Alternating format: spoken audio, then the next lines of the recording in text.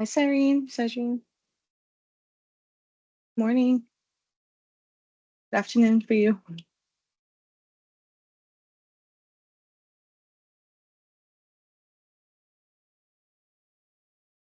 Let me know if you can hear me.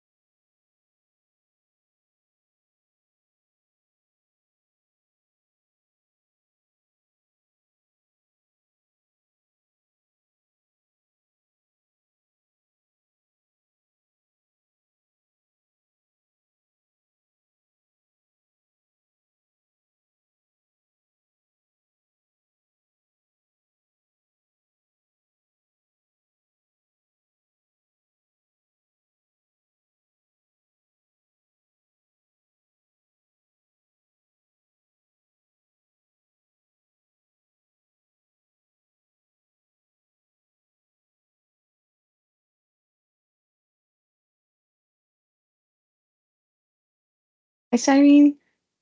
Can you hear me?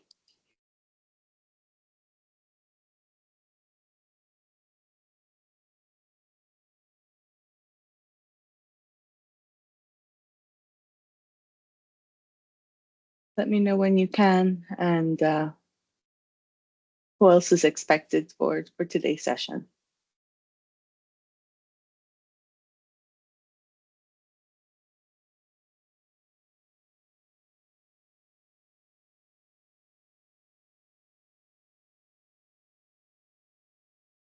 Oh, yes. Sorry, my mic was off when I was talking. I said there's only one participant who will participate in today's Okay, section for the IPPU sector. bye. Okay, I will. no problem. Yes. And German and Fiona, I forgot to mention they are on leave today, okay, so they will make it to follow this training. okay, no problem. If is she is here, but I don't know if she will participate. I will Okay, ask her. no problem. If it's just you and the other IPPU expert, that's okay. Yeah. Yes.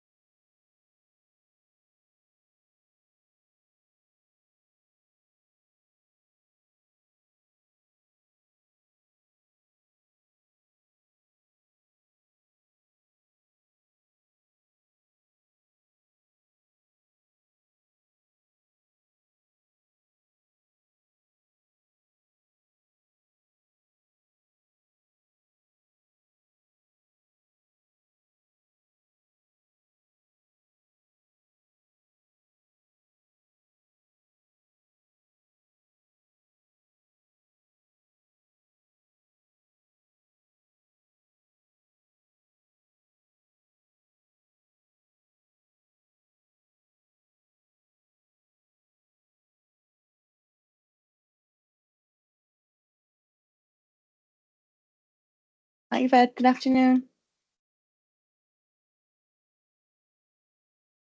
Good afternoon. Hi, Brittany. How are you? I'm doing good. Okay, How are you? good, good. And yourself? Okay. I'm okay. Getting Just ready. some hectic days towards traveling out for COP. So Yeah. that's all. Yeah, that's what I imagined. Um, Mm. so Irene mentioned there'll be one other person joining today, one other from one other expert. So we'll just Is it Chiquita? Because I know that Chiquita was asked requesting the link yesterday. Shireen,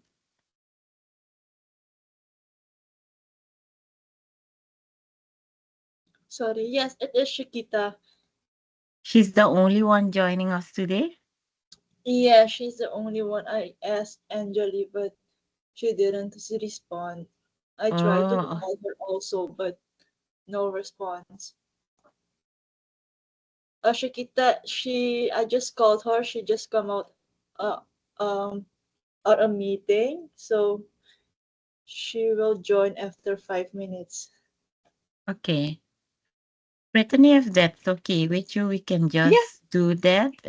It's a yeah, sure. small group, but I think it's good if we can take the knowledge and everything that is needed to fill out Mm-hmm.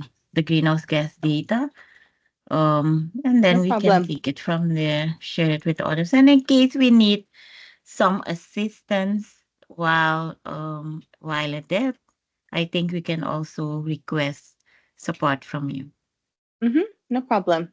No Okay. problem. So we can wait another 5 minutes. No problem. I will Okay. I just wanted to ask, since you both are here for the session on November 1st, uh, that this that's this Friday.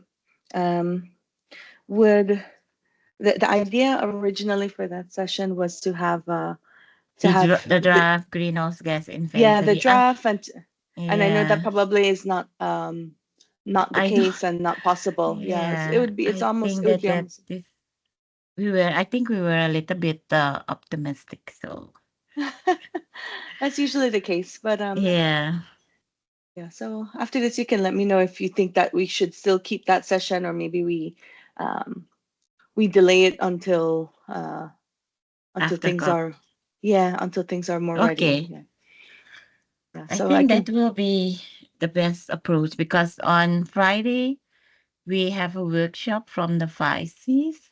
Okay, Some of them are already in Suriname for the workshop. So, okay. It would be yeah, a We I busy think a also day lot anyway. of, yeah. Mhm. we also have a meeting with the minister. Oh, yeah, on Friday. Okay, so Yes. no problem. I can. I'll cancel it until there's I Okay. get information from you all that you need Yes, the last session. No problem. that's the best option, All I right. think. Okay, so I'll be right back. Okay.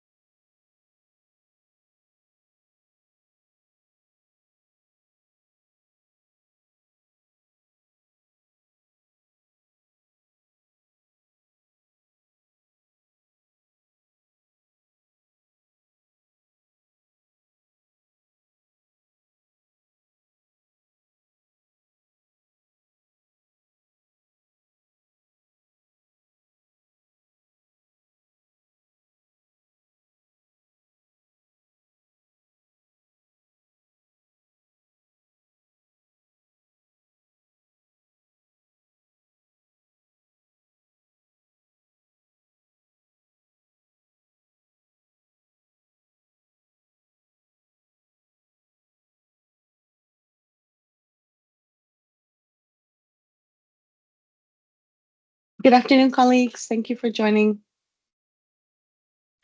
Good afternoon. Thank you. Thank you also for your patience. I Uh, had a little bit trouble with receiving the link, but I'm happy that you had the opportunity that you gave me the opportunity to wait. yes, no problem. And nice to nice to meet you, Chiquita. Yes, nice meeting you. Okay, let me share my screen.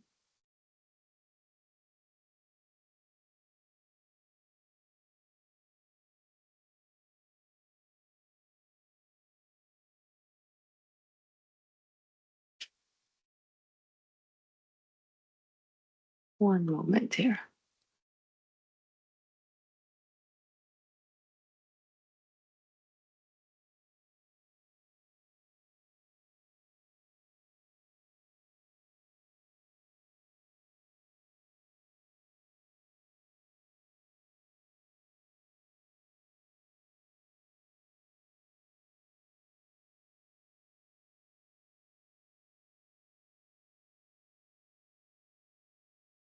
Sorry, just one minute if you allow me. I'm just fixing something on my screen.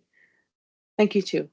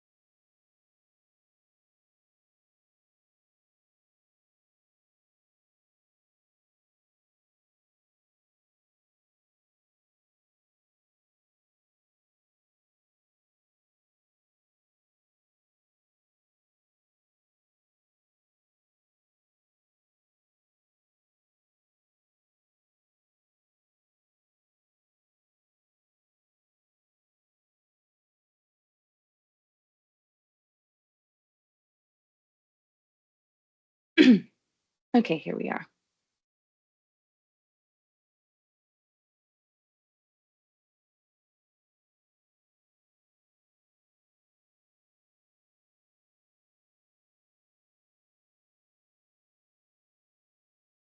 Okay, okay. Good afternoon, everyone. Nice to be back with you again. My name is Brittany Main Rancharan, and I am the Regional Network Coordinator for the Anglophone Caribbean Transparency Network of the CIBIT GSP. So that's the Capacity Building Initiative for Transparency Global Support Program. And so throughout this month, with the support of CIBIT GSP, we have been supporting the government of Suriname to um, in virtual training workshops. So hands-on training workshops on implementing the 2006 IPCC guidelines and also using the IPCC inventory software for the purpose of putting together their updated national greenhouse gas inventory that they hope to submit by the end of this year in their first BTR, their first Biennial Transparency Report, and that's the one of the newest reporting instruments under the UN United Nations Framework Convention for Climate Change and the Paris Agreement. So today's session will be looking at industrial processes and product use. So this is one of the main sectors of the greenhouse gas inventory under the IPCC guidelines. And this is just a snapshot of the different sessions that we've been having over the past few weeks in October. So we've taken a look at the basics and overview of the entire greenhouse gas inventory process, the energy sector, the waste sector, and this week we'll be looking at IPPU. And this is an overview of today. So actually, it's a shortened session. So it'll be 1.5 1.5 hours. So because we're a small group, I think we can probably manage without the break if we're using a shorter amount of time. But we'll be looking at an overview of the different sector methodologies in the IPPU sector, some of the activity data needs, and then we'll have an exercise of going into the IPCC software given time. But before I go any further, I wanted to hear from you all, hear from you, Shikita, especially since you're the main participant today that is an expert in this area. Where are you joining us from, and what is maybe your role in the national greenhouse gas inventory process? Yes. Yes. My name is Chiquita Rezo Mardono, and I am the Chief Health, Safety, Environment, Quality, and Sustainability Officer of VSH United. Our company, the VSH, has 14 companies in Suriname, in Guyana, and also in America and the Netherlands. My role regarding the inventory is to execute an assessment within all our industries, and also to come to a strategic decision in order to decrease our carbon footprint. Uh, but we also want to know for sure what the standards are, and what kind of calculations we can use to measure or calculate our carbon footprint. Okay, excellent. Yes. So thank you so much for that introduction. So I think in your role, you also will be looking at is supporting the government and doing the assessment, like you said, of all of the different industries. Yes. And then also it will benefit you at your in your workplace to be able to know how to calculate carbon footprint using maybe some of the same principles, right? Okay. Yes, I have a very broad network within companies in Suriname, as I also do my PhD research in small and medium enterprises, and I hope to support the government in executing the inventories, and sharing my experience and my skills if needed. Yes, definitely needed. Okay, thank you so much, Chiquita. I think this will be a good session then. Um, okay. So just a brief overview of the outline of the today's sessions. We'll be looking at what is the IPPU sector. So we'll be looking at all of the categories that are considered industrial processes and product use, and what would be considered the possible areas that would fall under a national greenhouse gas inventory. The ones that are highlighted in blue are those that have been included in Suriname's last greenhouse gas inventory. So that's the mineral industry, so lime, there's chemical, metal, and then there's 2D, which is the non-energy products from fuels and solvents. So that's asphalt, lubricants, and paraffins, etc. And then the others are electronics industry, product uses such as substitutes for ozone depleting substances, ODS, and that's basically your refrigerants, air conditionings, etc., aerosols. And then other product use such as electrical equipment, military applications, etc. And then the last one, 2H, is it's called an other sector, and so this includes pulp and paper production, and food and beverage production. We'll look at what are the main activity data types that are needed, and then we'll wrap up.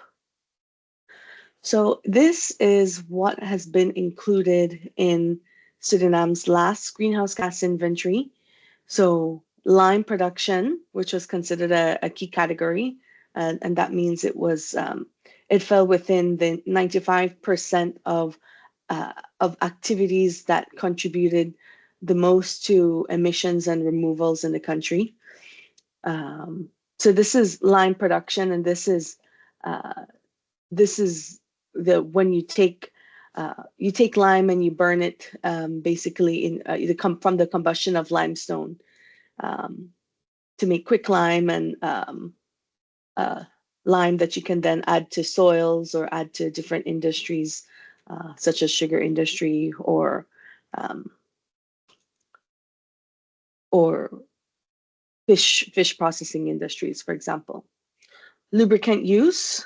So this is another category that was within this sector of Suriname's last inventory. And so these lubricants are used in the transportation and industry, and it's consumed and it's used as a lubricant. So this means these are lubricants that are used for lubrication of you putting the oil in your vehicle, you're putting lube or grease on different machinery within industries, etc. So this is considered in this IPPU sector because it is not being used as a fuel, but it's a non-energy use of a petroleum product. And it seems that this data was gotten from the National and Environmental Statistics. Asphalt.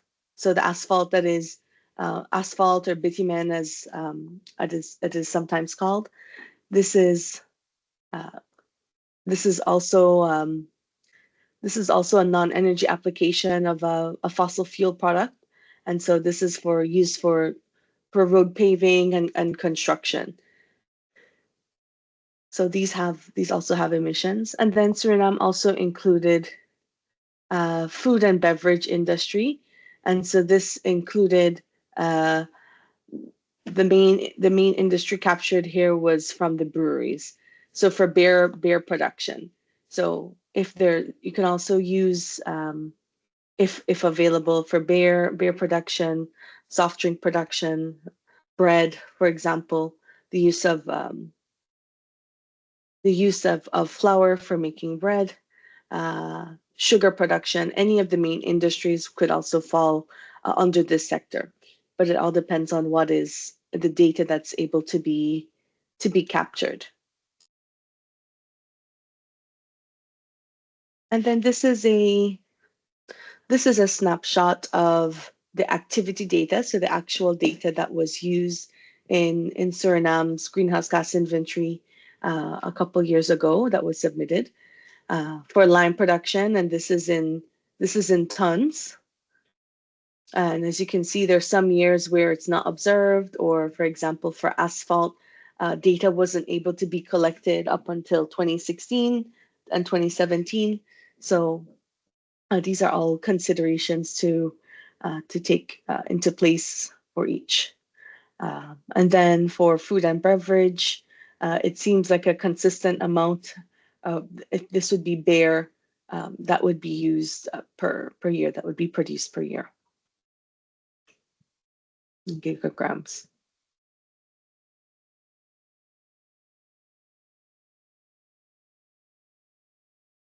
And just a note here before we start the full introduction to the IPP sector, the importance of the industrial processes and product use sector for non-Annex 1 parties. And non-Annex 1 refers to the developing country parties to the UN Climate Change Convention. And then Annex 1 refers to developed countries. So when you hear non-Annex 1, it's developing countries. So the IPP sector is considered to be less significant compared to energy and the agriculture and forestry and land use sector. The situation varies from country to country. IPPU sources may become a significant source in the future as developing countries, economies, and industries are growing. So I know that Suriname does not have a very big industrial sector at the moment, but it might in the future as the economy starts to grow or it starts to shift in different directions.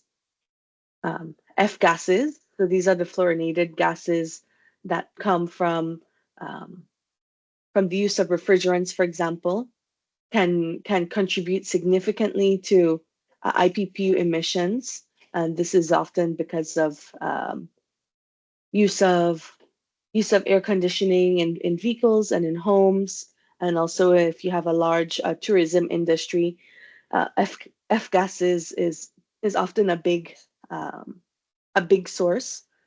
It wasn't included in Suriname's last greenhouse gas inventory, and I may, if anyone knows the answer to why, it would be a good question as to why. It also wasn't explained in the last inventory, but it's usually one of the larger sources of emissions from this sector in particular.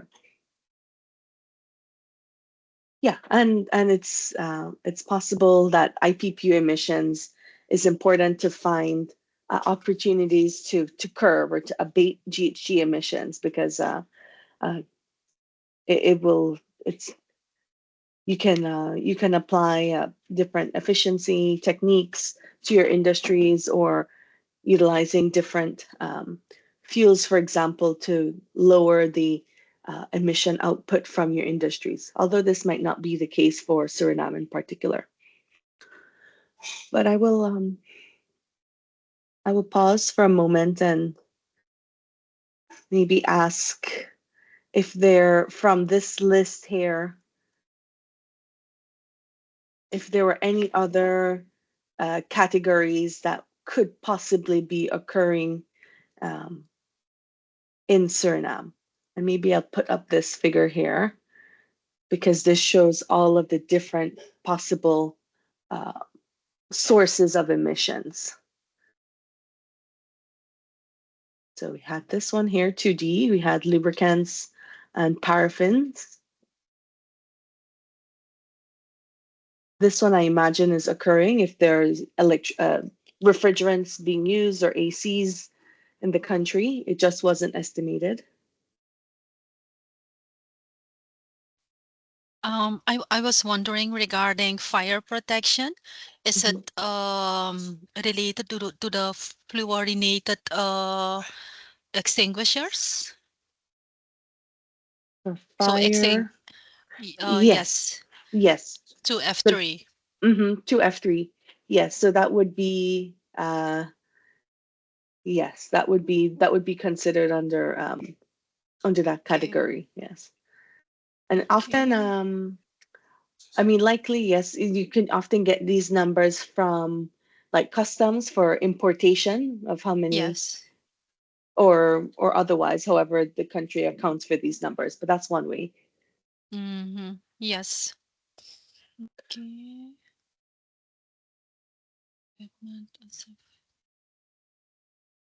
Refrigeration and air conditioning was an area that I'm sure there are emissions for in the There are, country. yes. Yeah.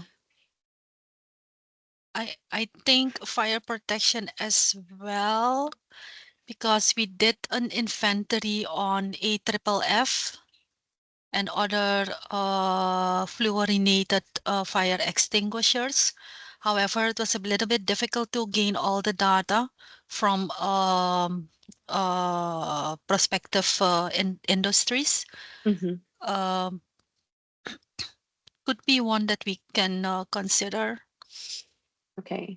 Mm, So you would get this data from the individual industries. That's one. industries, yes. Okay. And we That's. do have from the state oil company, the refinery, Hmm. that inventory was already completed. And that is from another project that I'm Okay. collaborating in, also together with the Ministry of ROM. Um, Okay. That's for which sector? For the refinery? uh, That's for oils or for um, oh, let me check. That should be for oil.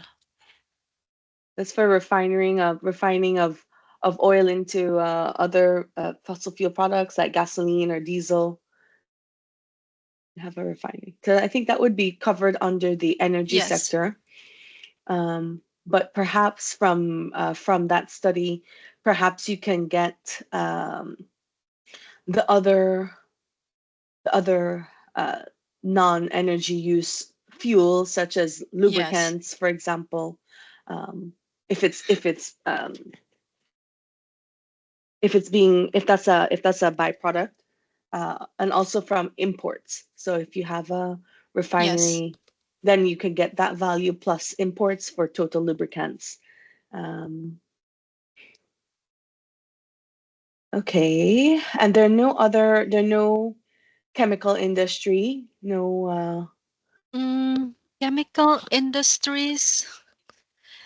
What we Yeah, so usually have in Suriname is that we import chemicals and we use them in the production processes for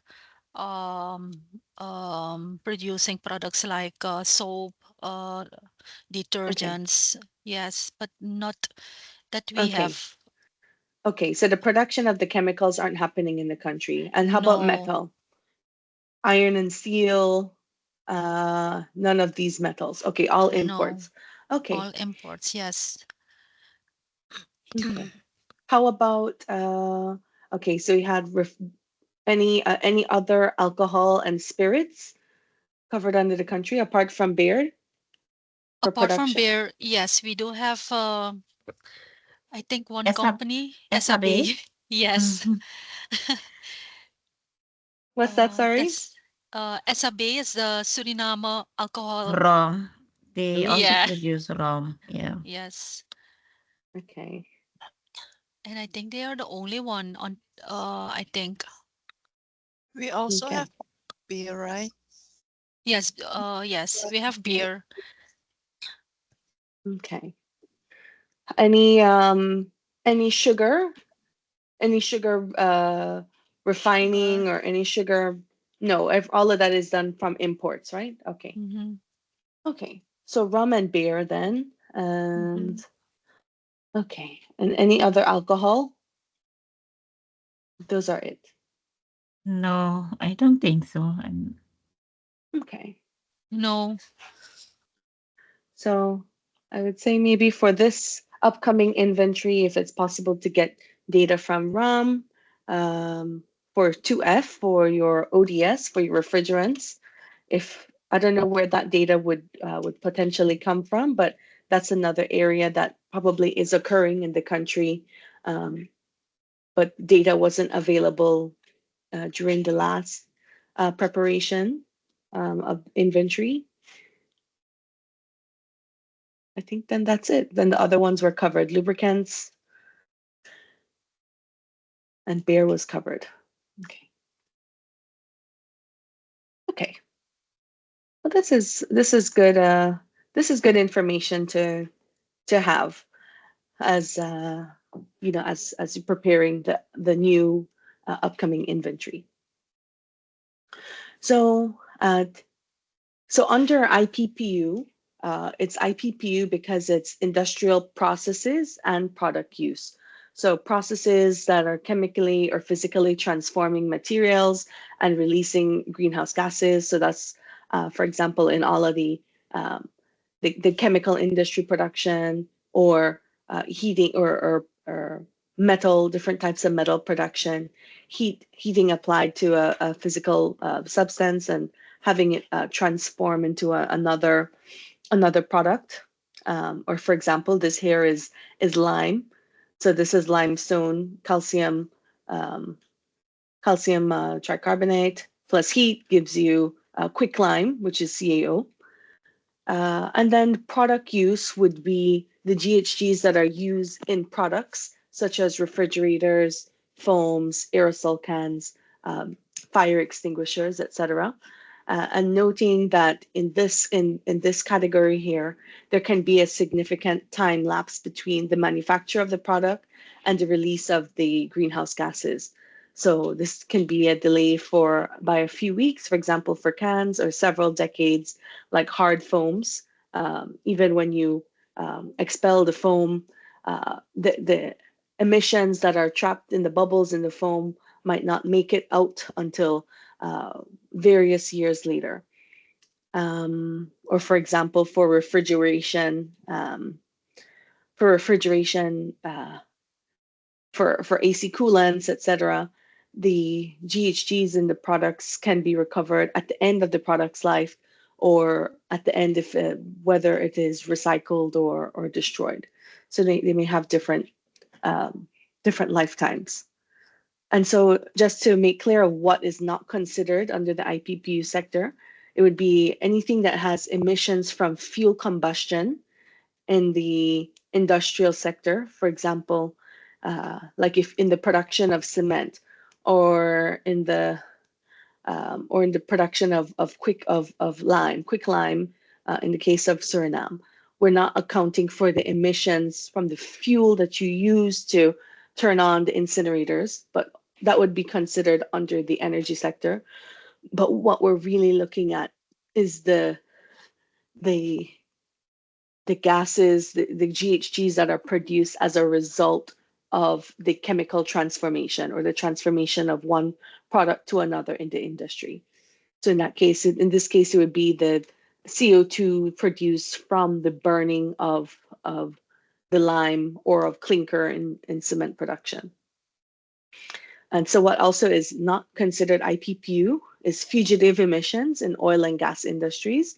This falls under energy. This is the gases that are escaping along the line of the refinery process, that are just escaping from the vents, or that are escaping as you transport, or escaping from when you pass along the refinery, along the pipes into the storage tanks, for example, anything that may be escaping.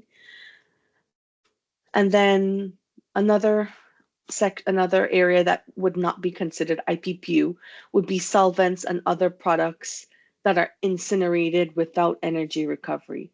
So if there's, you may have a solvent industry, or you have in another industry in your country where you have some incineration occurring to the byproducts or to the waste. If it is not recovered, if the energy from that is not captured and recovered, it would fall under the waste sector. So there are some different outlets of where the different emissions occur along the process. So in the industrial sector, it'll be only the emissions that are used from the actual transformation of one product to another in the industry, or from the use of a product like aerosol solvents, etc. And this is just yeah, sure. Go ahead, Yvette. Yeah, I have a question. Because I had a discussion with somebody from one of the cement production companies, not production, the one that sells cement, because they are not producing it because it's being imported into the country. But the thing is, I was asking them if there are any other processes taking place after the imported cement. Is it ready to be sold, or do they still need to do some other processing or activity? So that was just my question that I had. But my question to you is there something that they should consider when it comes to cement? Sure. I excluded cement from this lesson because it wasn't occurring, but what I can do right now is I have some slides on it.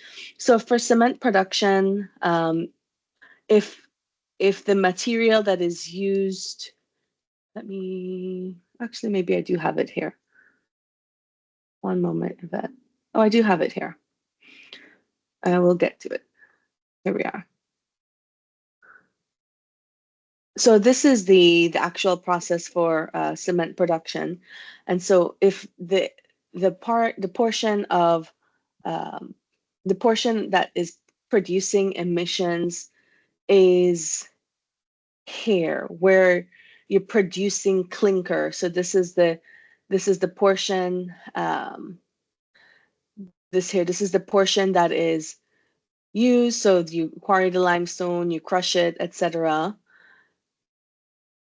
You mix it, and then it's this part here that you there's a calcination by burning process of this to turn it into clinker. And so if the country imports clinker at this stage, then you're not getting the emissions from cement processing. So for example, if they're just mixing, and then at this stage, if they import clinker, and then they mix it and they blend it to create cement here, then you're not getting the emissions from the production of cement, or the starting part of cement, because this is the process here, this calcination here, burning of it to produce clinker is what provides what gives the emissions for emission. Okay. for cement. I think I have another one. Yeah, it's for clinker production. So if my understanding when I read was that cement is not made here, like for example, clinker is not made, but it might be mixed. So it might be that your cement sales, your cement companies in Suriname are mixing with these other gypsum and other products, other blends to make different types of cements. But they're not producing this part here, so they may be importing this. But that's a good question. From your information, did they have the entire process from start, or was it more importing and mixing? Or So are they that's just not clear to me. That's why I have a concern there. But I need evidence or proof to confront them with that, because maybe they don't know that. That's why I asked. So, is this part of the presentation, the slide that is now yeah?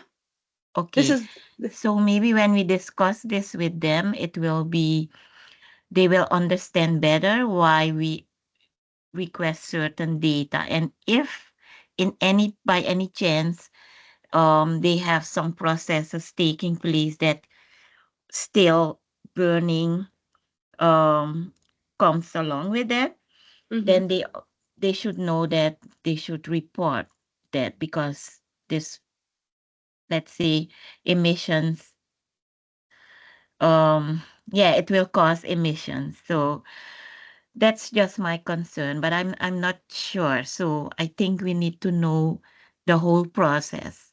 okay. So Shikita, I'm not sure if you're familiar with that, with the process taking place.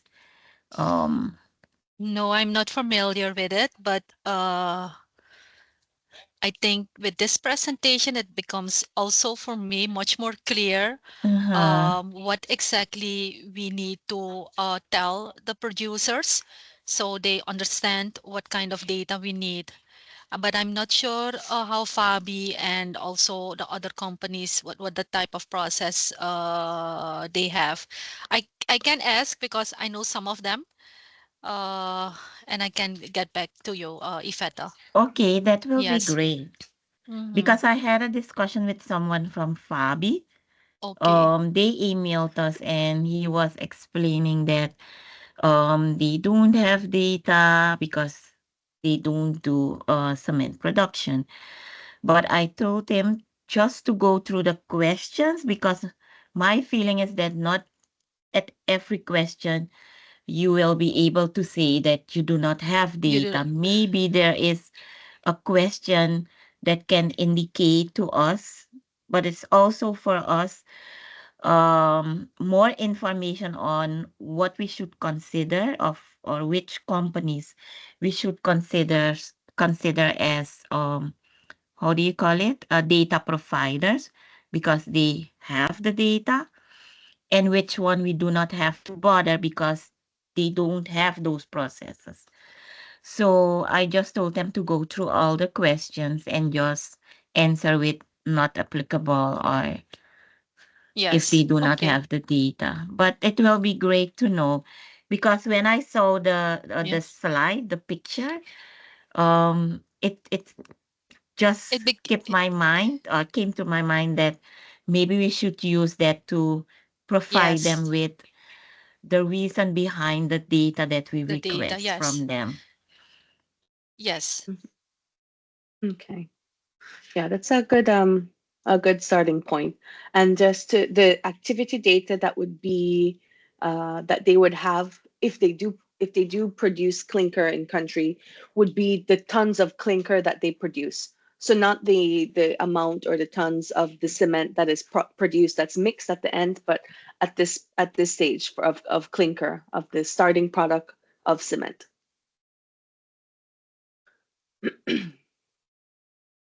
Okay.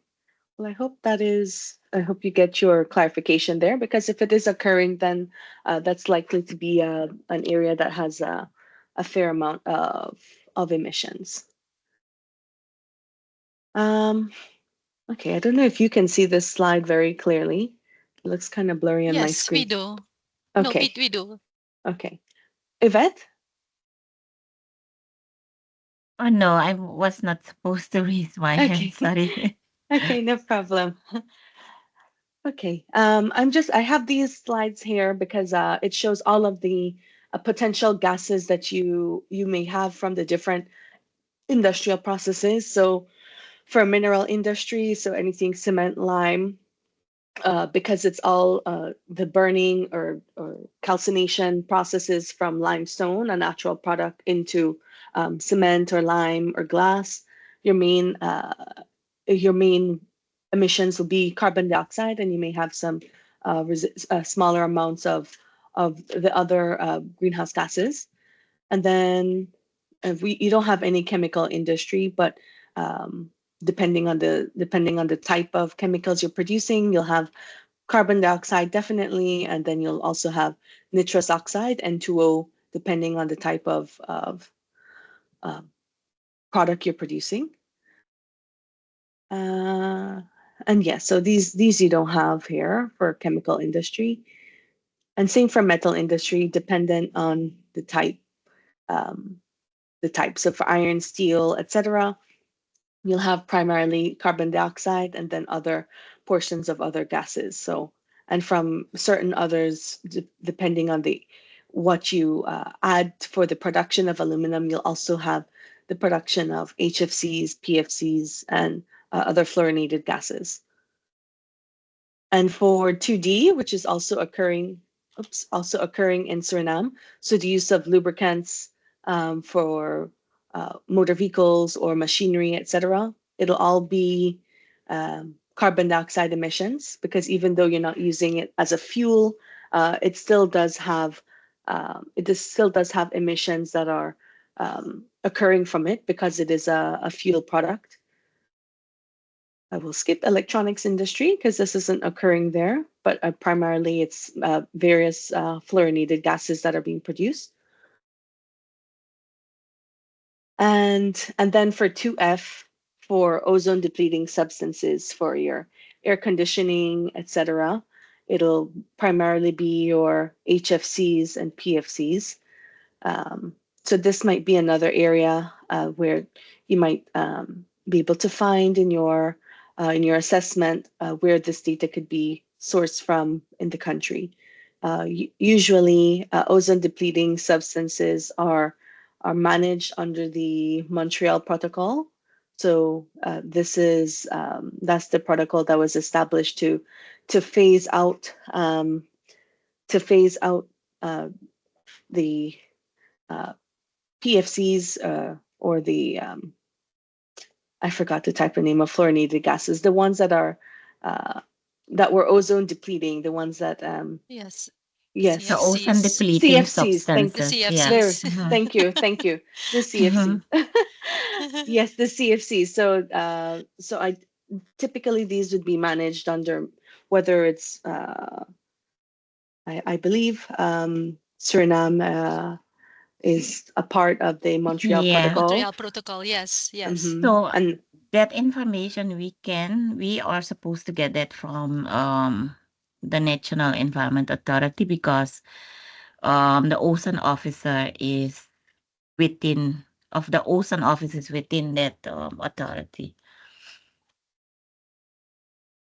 Okay, excellent. So this is an area that wasn't included in your last inventory, but if it's available to get data from 2000 to present, I think you'd be covered, especially for HFCs on your refrigerants.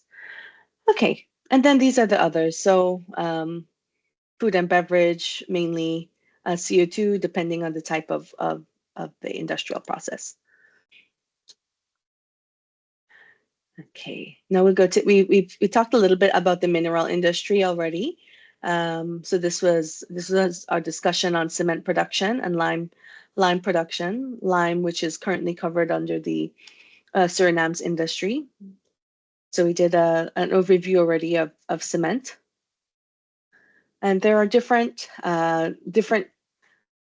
choices, different methodological tiers that can be used for each, tier 1 and tier 2, and these are referring to the country, whether the country's facilities or industries that are producing clinker have their own emission factors for the amount of emissions produced for that type of clinker, but I think this is to be determined, right? But the basic is having the activity data for clinker production. So this is the mass of the type of cement produced. This is also the quantity of clinker that was produced, the fraction of the clinker that was produced. And then if you have imports and exports to factor in, you can also include that.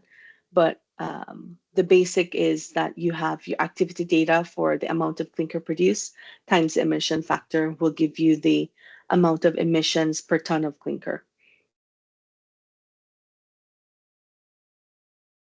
Okay. Yes, I did include clinker in this, even though it wasn't included.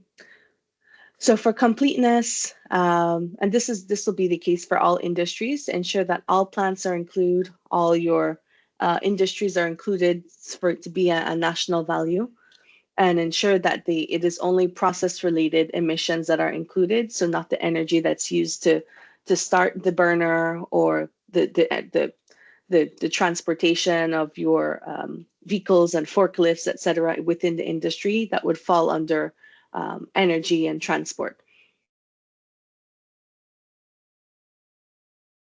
Now moving to lime production, this is a similar type of process that produces carbon dioxide emissions for the production of lime, and so it's called here usually quick lime or hydrated lime.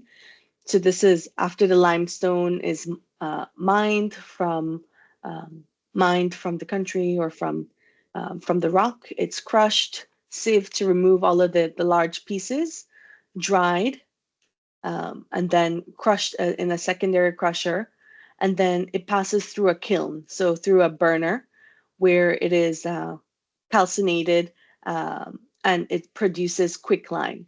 So this is the portion here that will produce the emissions for lime, and then it's mixed with water for hydrated lime. So you're taking your high purity limestone plus heat will give you your calcium oxide, which is quicklime, and so this is often used for construction materials, for effluent treatment, for softening of water, for example, for pH control in soils. So this is often applied to soils for certain types of crops, and also in the refining process of sugarcane or sugar beets to remove impurities from the juice. So the clarification process to remove impurities from the sugar industry, and also in pulp and paper. So I don't know what the end use of a lime is in Suriname, but I imagine it would be for agricultural purposes. And I don't know if you have any other industries that might use hydrated lime, but it's quite it's quite a diverse product. This is also used in, like, for example, in the to soften tortillas, for example. This might not be the case for Suriname, but in other places in Latin America, you mix quicklime with the cornmeal, the corn mass, to make a softer type of tortilla or flatbread. So the basic estimation methodology for lime production is having the quantity of lime produced by type. So typically it is high calcium lime, dolomitic lime, and hydraulic lime. So if with the absence of knowing what fraction of the lime, what type of the lime is produced, you can use this default breakdown of high calcium lime, dolomitic lime, and hydraulic lime, and then multiplied by the emission factor.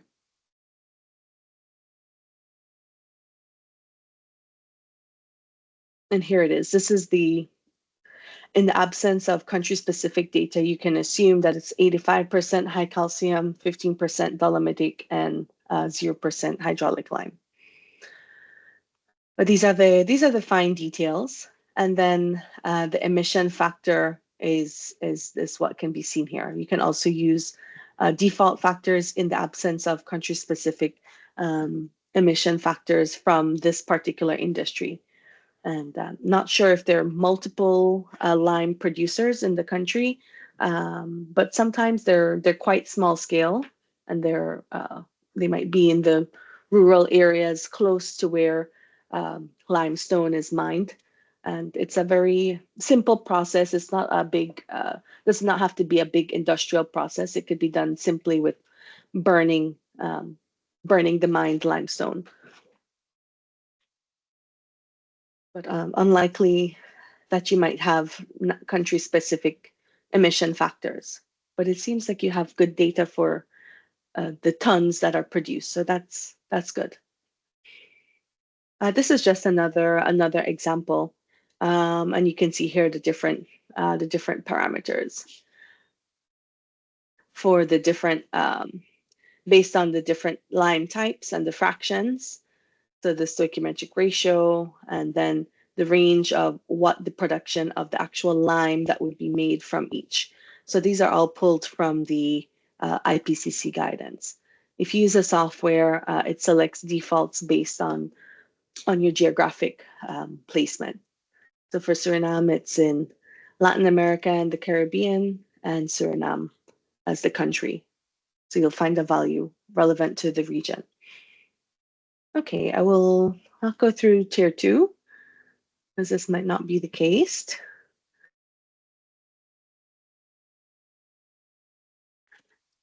So I think this for lime, since it is produced in some industries and not sold on the market, so it might not fall into national statistics. I think from the report, I see that there were consistent values. They seem to be collected somewhere for lime. So I'm not sure who the data collector, who the data provider was. Yeah, it doesn't say it here, but it's likely in the report. But if there's data available on a consistent basis, I think that should be adequate. So it would be easier if you get it from the producers, because sometimes if you go to the users, you might not know what quantity is used for soils or for maybe your different industries, etc. But I think that is already the case for Suriname.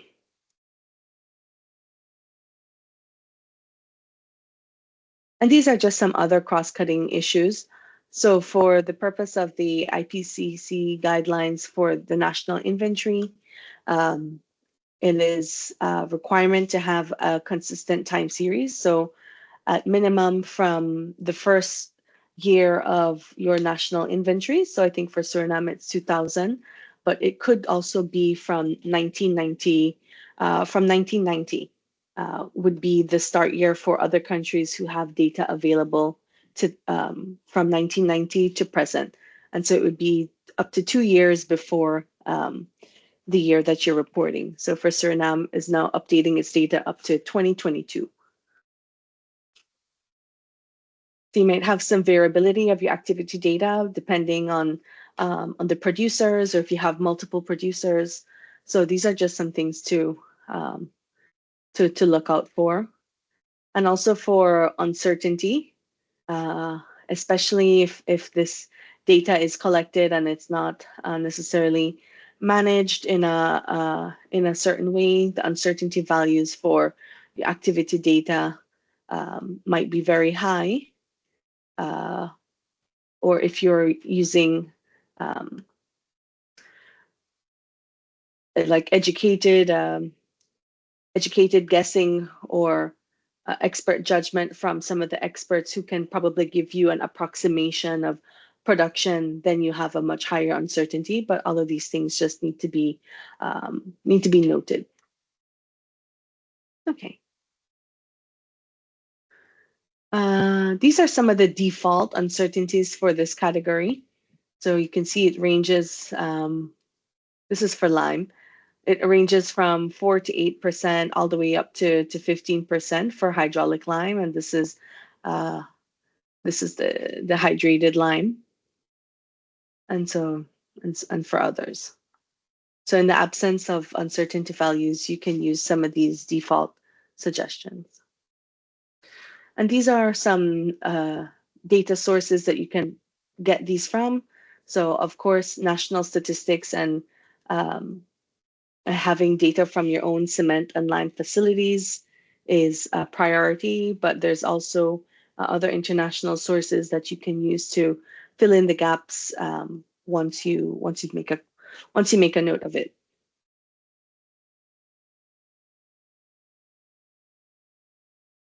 Okay, how's everyone so far? All is okay?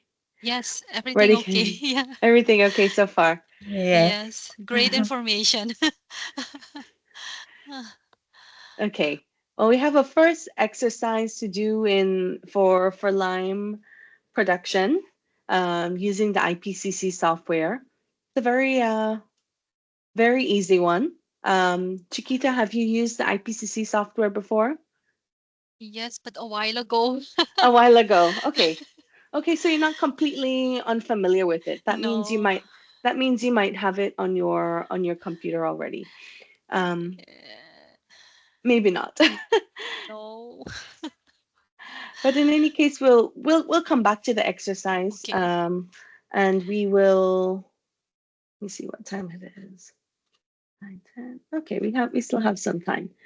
So I think maybe at this point, maybe we take a short break, not all of 15 minutes, but maybe 5 minutes, and I will put the link to the software in the chat just to check it. So if you have to see if you still have it, and then we can do the exercise at the end when we come back from the break.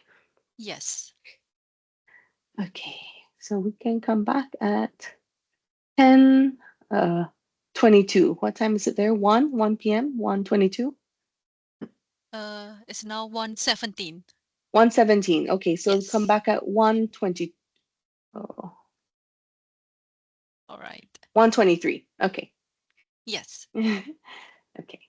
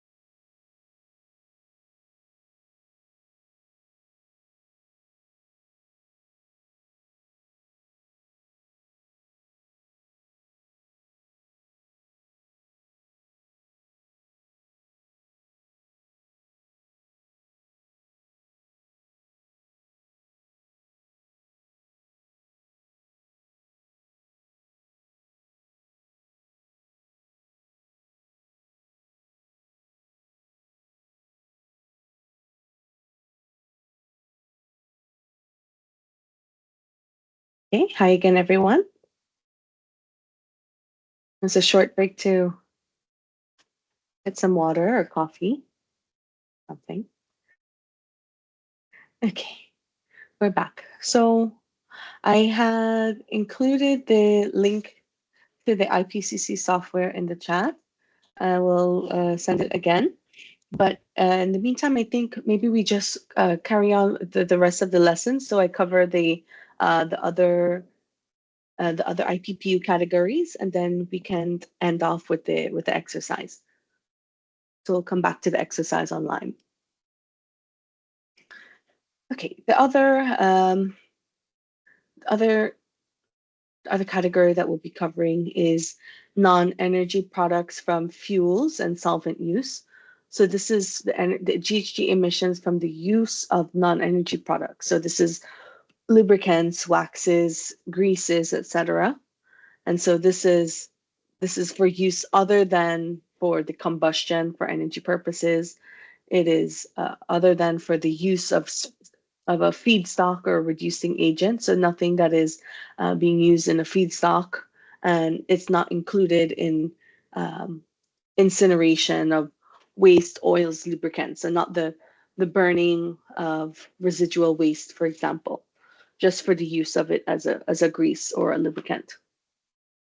And so the emissions come from these lubricants and greases, etc., because a small portion of these non-energy products oxidize during the use. So even though it's not being burned, they do oxidize and they do produce emissions. And so there's a focus on direct carbon dioxide emissions and substantial NMVOCs, or VOCs as for short as they're called, emissions, which eventually oxidize to CO2 in the atmosphere. So if you've ever smelt asphalt being put onto the street, that smell that you're smelling is a VOC. So a volatile oxidized carbon substance. And so that's what you're smelling. And so they have substantial emissions of NMVOCs, and then they eventually oxidize to carbon dioxide. And so that's what you'd smell for asphalt. I didn't see asphalt as a sector here in Suriname, but potentially this might be something that is also occurring.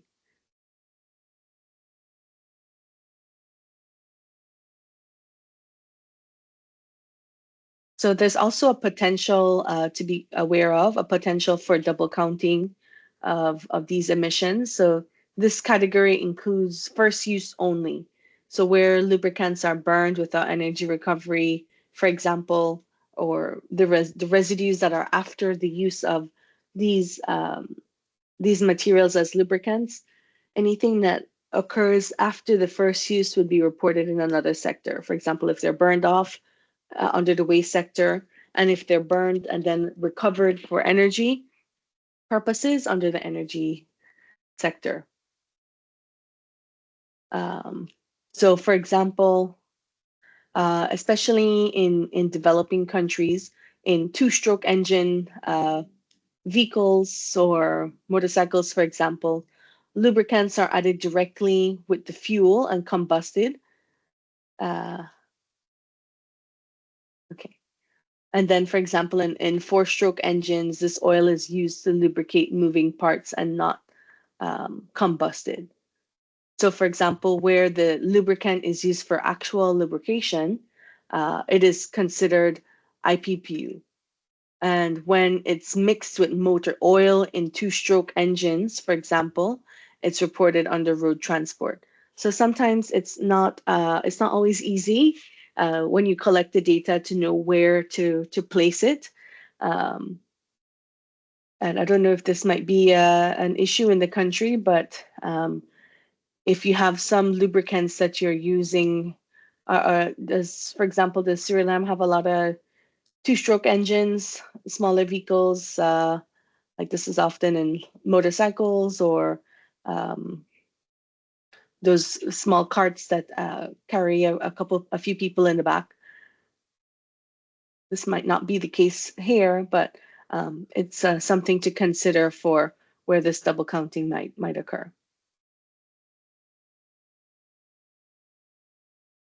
Okay, and so the basic methodology for estimating the emissions for these non-energy products is using the activity data, which is the consumption, and then multiplied by the oxidizing factor, ODU factor. So how much of this would be oxidized to get carbon dioxide, and then multiplied by the weight essentially of carbon dioxide. So this is the chemical weight of carbon dioxide. And so you have default fractions that you can have for default fractions that you can use for how much percentage of oil and grease is in a certain fraction is within the lubricant, and also the default carbon content for lubricants and wax. So some of it is a carbon content, and other fraction of it might be NMVOCs or others.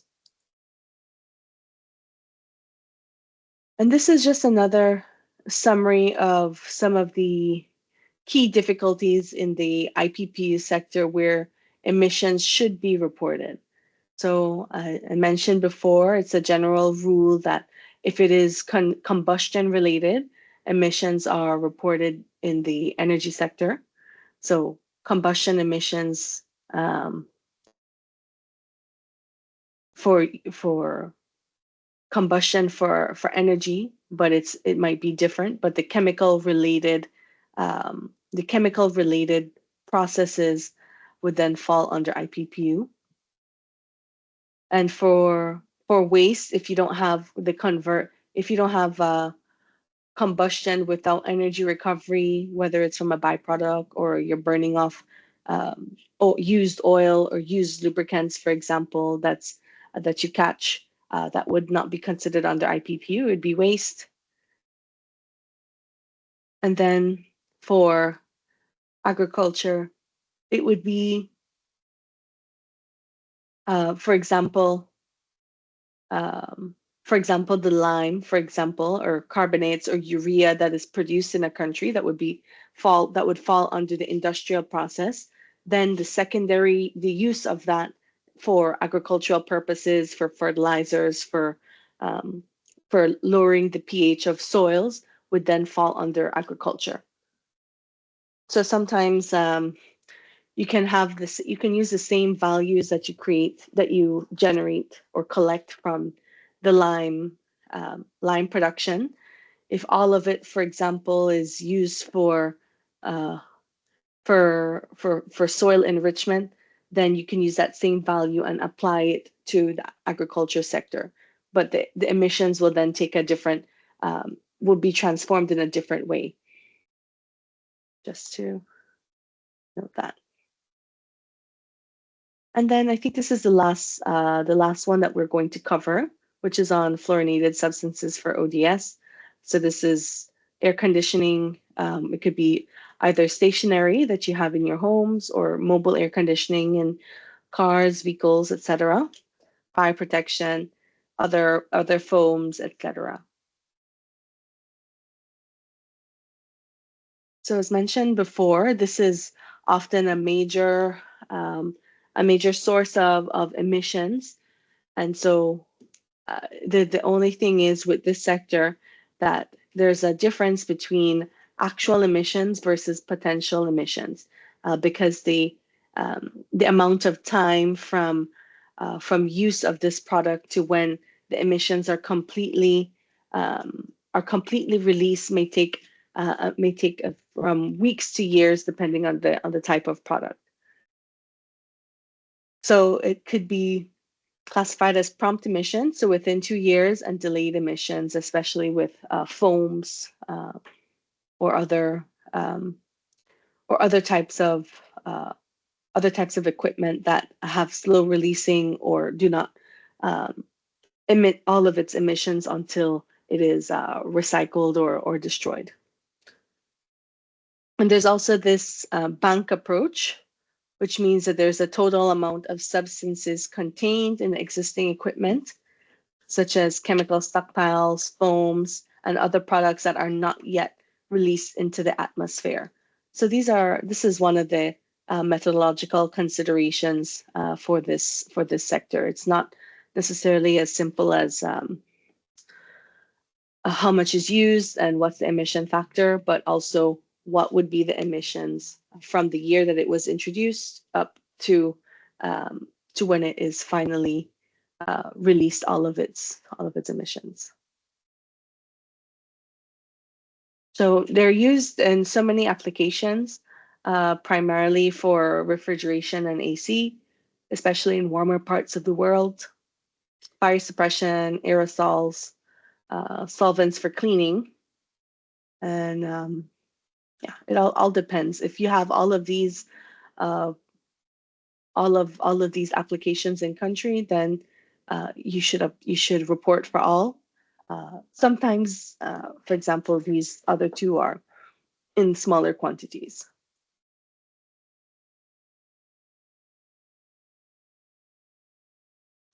So this is an explanation of the methodology for actual emissions versus potential emissions. So the 2006 IPCC guidelines provide methods for estimating actual emissions of ODS, of ozone depleting substances, in contrast to potential emissions approach, which take into time the lag between consumption and the emissions at the end of their lifetime. So the potential emissions approach assumes that all emissions from an activity occur in the current year. So this accounts for whatever is manufactured. Okay, so Suriname doesn't manufacture, but it would be imports minus exports if you have any, and then minus those that are destroyed. I don't know if you have actual destruction facilities in Suriname, but if it's not available or you don't have information, you can use some of the default factors to make this assumption. So an example of this is that a household refrigerator emits a little to no refrigerant through leakage during its lifetime, and most of its charge is not released until its disposal, many years after it's produced. So even then, disposal may not entail significant emissions if the refrigerant and the blowing agent in the refrigerator are both captured and recycled or destroyed appropriately. So technically, under the Montreal Protocol, there should be mechanisms in place for the recycling of this particular type of waste, or at least the collection, so that it is not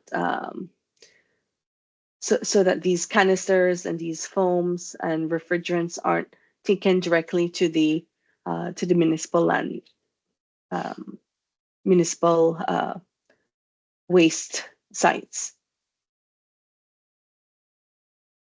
Yeah, and then the use of actual emissions. This would involve where you accurately estimate the emissions of the ODS substances, and if you have any, including if you have any emission reduction or abatement techniques. So this one is a little bit more advanced.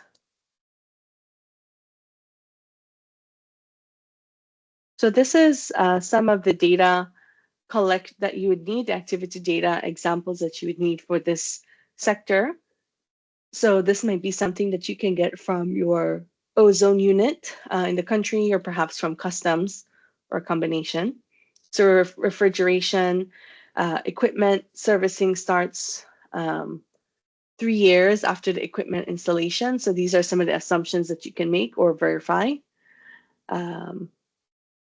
Emissions from the bank.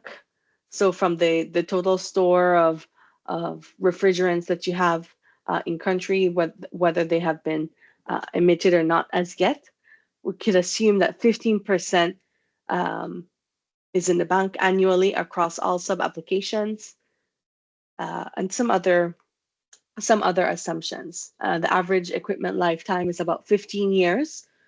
This is an average across all sub-applications. It might be longer for some and much shorter for others.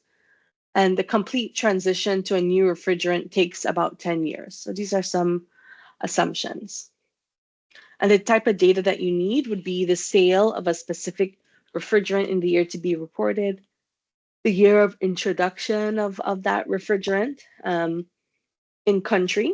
So the IPCC provides defaults for the year of introduction. So it might be early 90s for some countries, or it could be much later for other countries, depending on when they were introduced. The growth rate in sales of new equipment, this is usually linear, and assumed percentage of new equipment imported and exported. So for example, if you don't actually know how much refrigerant is used or sold in country, you can also make assumptions from the amount of equipment, ACs, fire equipment, etc., that's imported that you can use, even vehicles. So so many countries have these refrigerant management plans or HCFC phase-out management plans, and so likely this will be in the ozone unit of I forget the name of the National Environmental Authority. Yeah. the National Environment Authority. So this is where you get it. Government statistics, maybe from customs, import, export, disposal companies, if you have any, and others. So this might be a good exercise for, if not this inventory, for future ones, but definitely a good, a relevant area to include in your national greenhouse gas inventory. So there are two types of approaches for this data. Well, we looked at the two tiers. So that's the methodological tiers, how difficult the tiers of difficulty. So tier 1 means that you may just have imports at an aggregated level, and then tier 2 means that you might have it based on a disaggregated, based on the usage or sub-applications, etc. And so the emission factor approach, which is the approach A, it focuses on the data on chemical sales by application and using emission factors by application. So emission factors would be by stationary refrigerants, like for your ACs in your homes or offices. And then you have different emission factors for mobile, for vehicles, for example, refrigerants that you would use in the air conditioning in your vehicles.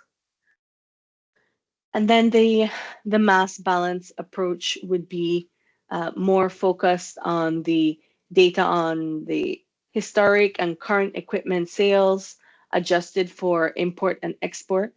So this is a little bit more, it's a little bit more complex, and it would mean that you need to have a little bit more information on, on trends of your equipment sales, or on the sales or use of your refrigerants. But I think the most basic way would be the approach A.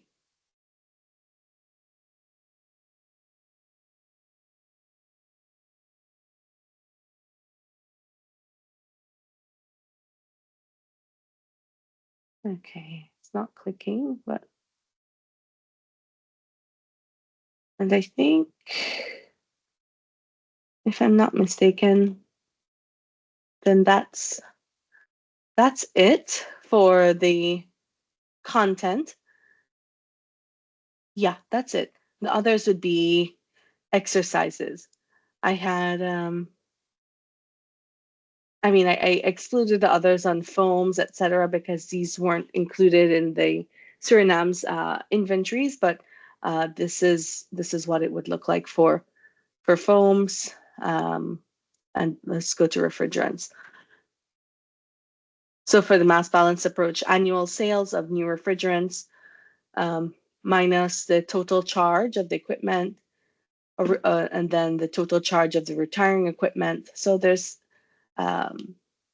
a bit of information that you need, and the IPCC software provides some assumptions and values that you can use for example, for these rates and the intentional destruction.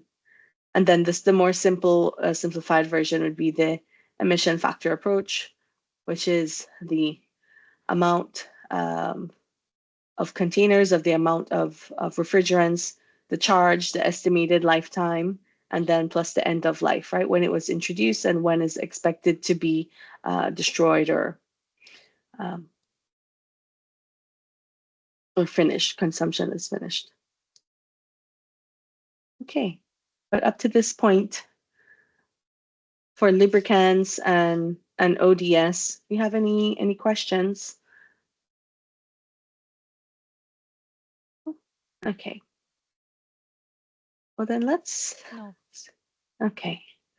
Well, then let's see if we could do a small exercise. We have about 15 minutes left. Let me get my software open. If anyone managed to get their inventory software open, that would be good. Yes, just one moment. No problem. I'm also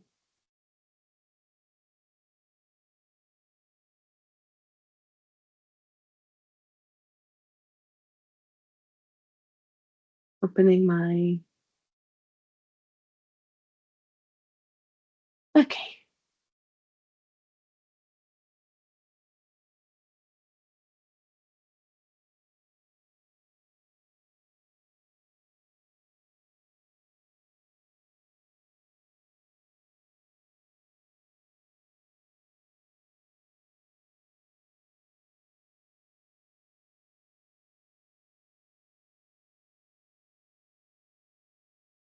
This exercise is asking us to calculate the emissions of lime production using the tier 1 approach, knowing that the lime production in the year is 3 kilotons. Oops. And using the direct, and so we can use the emission factors or the default split between the types of lime that would be produced. So that's high calcium lime and dolomitic lime. So let me paste this into the chat so that we have the values. So the main activity data here is 3 kilotons, right? It's in the chat.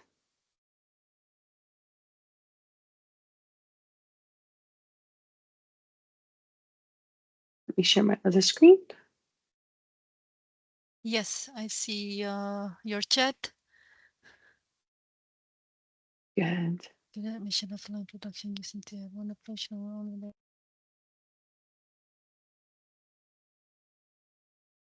Can you see the software on my screen? Yes, great. Okay. Because I have some restriction at the company, so I just ask the ICT if they can help me. Okay. And he just mentioned that I first need permission from the manager, so I Okay. think it will be No. taken a while. So if No. we can use this, if I Sure. can use the software which you now present. Sure. So let's do that then. Let's guide. Yes. I'll guide you through this Okay. example. Calculate the emissions of lime production using tier 1 Okay, let me. approach. So we're going in number 2. Yes, and then It's to lime production lime to production A2. to A2, knowing only that the lime production is in the year is So 3 kiloton. we're in tier 1. Yes. Type of lime produced. On one moment. No, the production is production in the year is 3 use directly the EF or the default split between high calcium lime and dolomitic lime. Okay. So you need. So we will use all lime production because then this will Oh. give the all of the different types. Different. High Okay. calcium, dolomitic. The mass of lime produced. So That we is, have here 3 lime kilotons. production. Yes, 3 kilotons. Yes. Okay, so this value, the unit here is in tons. So let's see, kilotons to Kiloton is tons. 3,000, I think. There we go. A factor Yes. of 3. Yeah.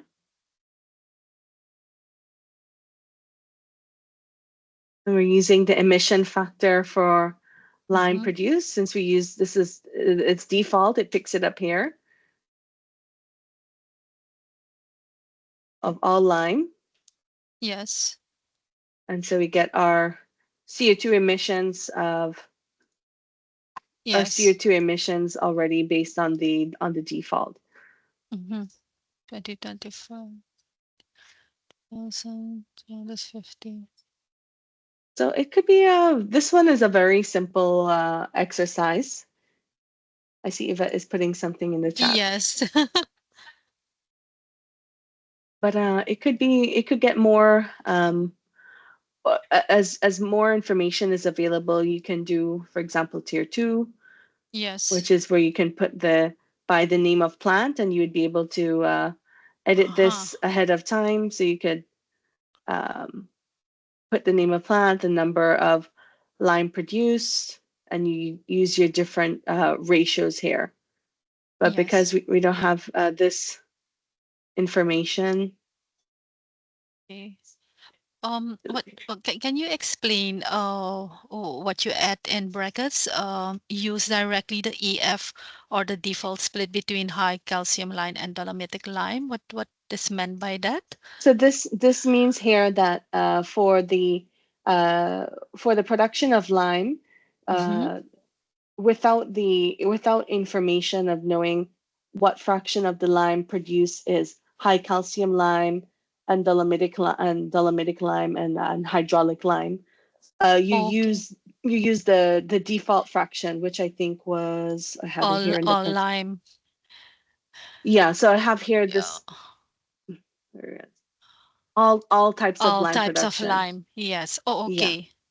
So it's saying that it'll be 75 for we'll use all lime production. So otherwise, if you have the specifics, then you can put for high calcium, dolomitic, etc. Yes, and there is a distinction of at dolomitic lime for developed countries and developing countries. Yes. So if you know from the lime producers how much of the lime is would be considered dolomitic, then you can break it down. Then you can use you can put here high calcium, and you can include another one for dolomitic. Maybe this would be another fraction. Yes. And the emission factor that's used here already is 0.86, right? Because this is for developed countries. No. Yes. So we're doing here developing here. So it should be 0.77. Okay. So this is how it would be done. This one is quite simplified. If we want to do one more example, we have a couple minutes. I have a question. Sure. The emission factor for lime, is it standard? Standard? If without Life? in the absence of national emission factors, then yes, you can use these emission factors. You can use these emission factors from the default values. So this would be approximately how much carbon dioxide is produced from the burning of limestone to lime. So it should be there might be some differences based on like the specific composition of limestone in your country, but ideally the composition of limestone, the starting product, is the same. And so when you heat it, it should produce the same amount of carbon dioxide to get to quicklime. So it should be, it shouldn't, if it does vary, it wouldn't vary significantly. All right. Yeah, because the chemical conversion process would be the same. You're converting one chemical product to another, and so ideally, unless you have a big difference in the type of lime, so unless you know how much of the lime has more dolomite or if you have more high calcium, then there's some slight differences here, for example, in the emission factors. But as you can see, they don't differ too much from each other anyway, right? Maybe with the exception of hydraulic lime. But that's a good question. Yes. Thank you. No, you're welcome. Yeah, I think for Suriname, you used the default factors for this as well. Let's go here. Let's go to 2D for lubricants, non-energy uses from fuels. Yes. So this is one that was used. So this would be, this is also a simple one because for each lubricant type, like for example, I think Suriname had, Or oil and yeah, lubricating for motor oil and oil industrial and oil. industrial use. This is the one that was used. Yes. And then the consumption here, let me just look at the presentation, for example, from Suriname. You had the consumption there already in terajoules. You can see my screen here. Yes. Let's see, this is the one here. So I have, for lubricants in terajoules, let's use the value for 2017, 154.8 terajoules. 54.8. 154.805 it was. Oops.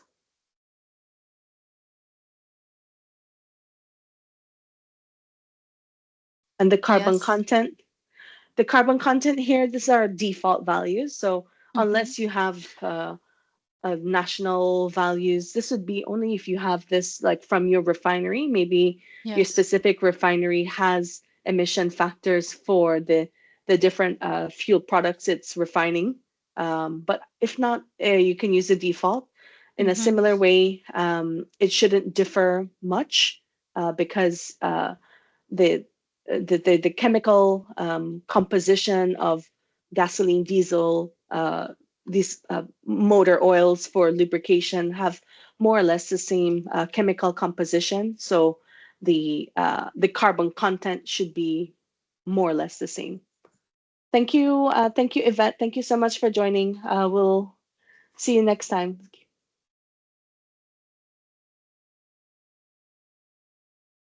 Okay. And then here, this is the end of the exercise anyway. This is the oxidation factor. So this is how much of the this lubricant would be oxidized and turned into carbon dioxide. So this is saying here that 20% of it, 20% of it would for the secondary use. Yeah, and then there you go. This would be the emissions that you get in terms of CO2 for using lubricant. Yes. Okay. Is it possible you can give us one more example for the ODS? Sure. Let's see. For ODS. Yes. So here we are, 2F. Let's do for refrigeration and stationary. Yes. So this one is a little bit more complex. I'm trying to, one moment.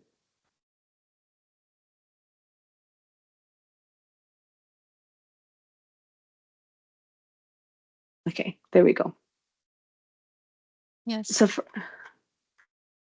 for example, we would have here, let's go to emissions, tier 1. Yes. We can select the type of We can select the type of gas here. We can also, so one HFC 134A is a very common, Common, yes. yeah, very common. This is typically used in The refrigerant refrigeration. sector, yes. Right. You can also go Air here in conditioning.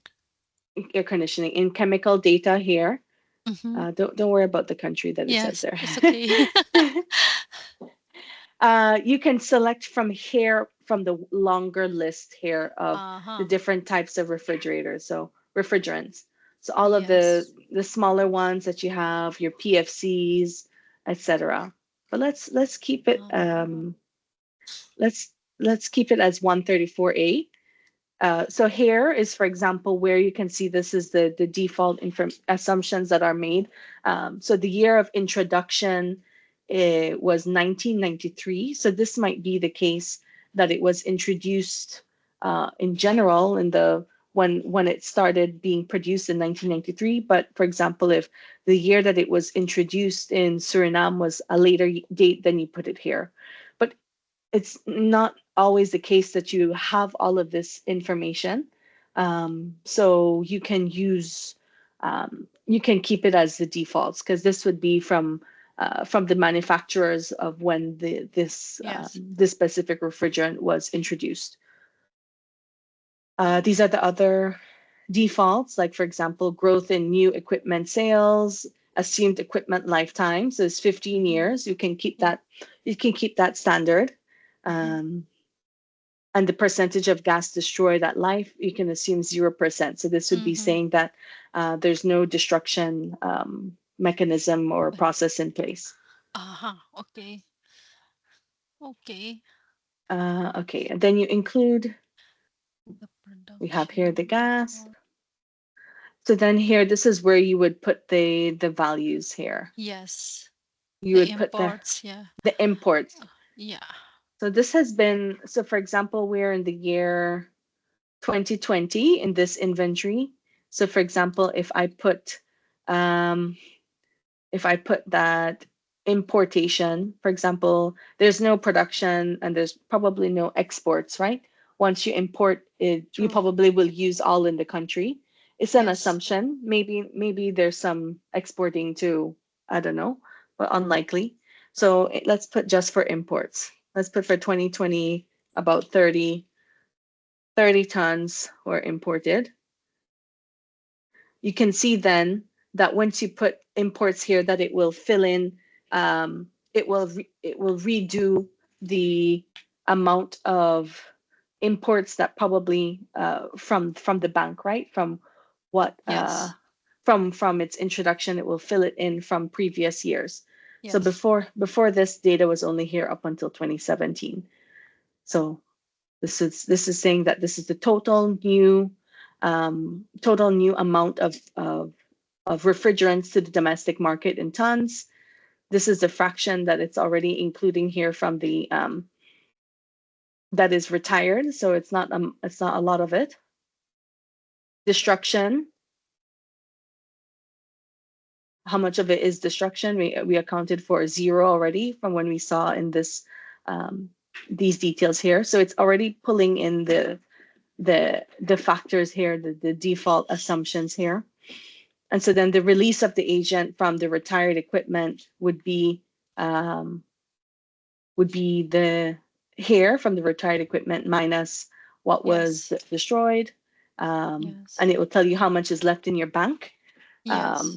for that year. And so that's why once you put in for a year, it will shift what would be in your bank for previous years, right? Yes.